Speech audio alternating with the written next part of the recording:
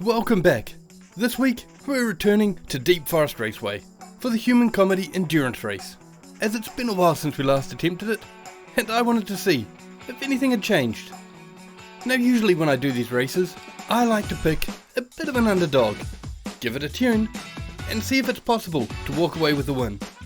So this week I took the Toyota Levin, and it turns out that might have been a bit of a mistake. Because this car isn't an underdog, it's an absolute beast, as it completely destroyed all the competition here. And so you can hopefully replicate my results. Here's the tune. I really hope you have a lot of fun with this build, as it's not just competitive, it's also quite an entertaining and lively car to fly around in. And for endurance races, well, it just seems to do exceptionally well here. And if you've got a few minutes, why don't you take a look at just how severely this car cleans up the race. To get this car ready for the race, I began with doing time trials at Deep Forest Raceway.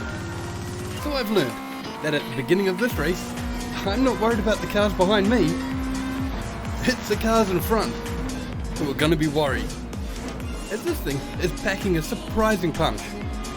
And it's not long before we've begun to make moves, weaving through the traffic on our quest for first place.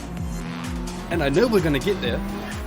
The question is, how many laps is it going to take? On a side note, I am completely in love with this car's dash. It's got to be the prettiest looking one I've seen in this game so far.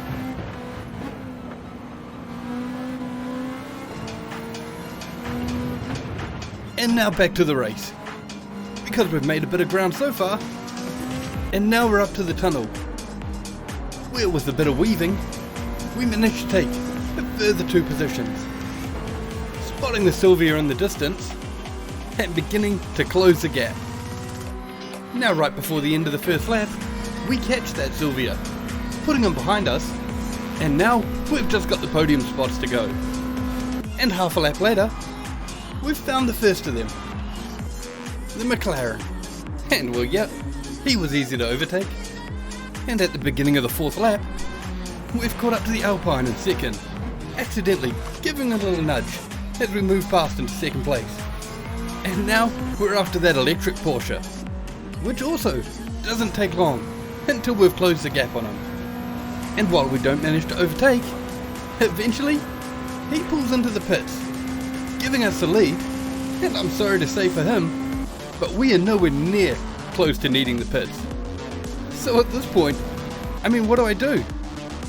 I guess it's just time to start lapping cars, thoroughly increasing my lead, until eventually, on the 22nd lap, I figure I better go put a bit more fuel in.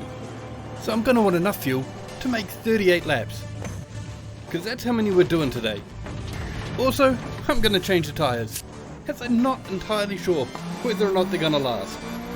And with that, we're back out on the track, in first place, looking around, and finding there's nobody remotely close. Well, I guess that means we're back to lapping cars again.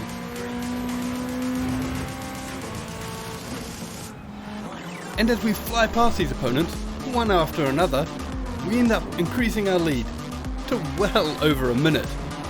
And while having to navigate my way around these back markers means that it slowed me down from having an even more substantial lead, they did stop me from falling asleep as time dragged on and the sky began to darken, signaling that the end of the race was near.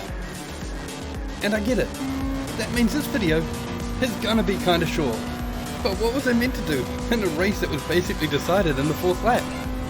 Don't blame me, blame the Levin, because this car is fantastic. So as always, thanks a lot for watching everybody. If you remotely liked it, please like and subscribe, and we'll see you on the next one. Bye!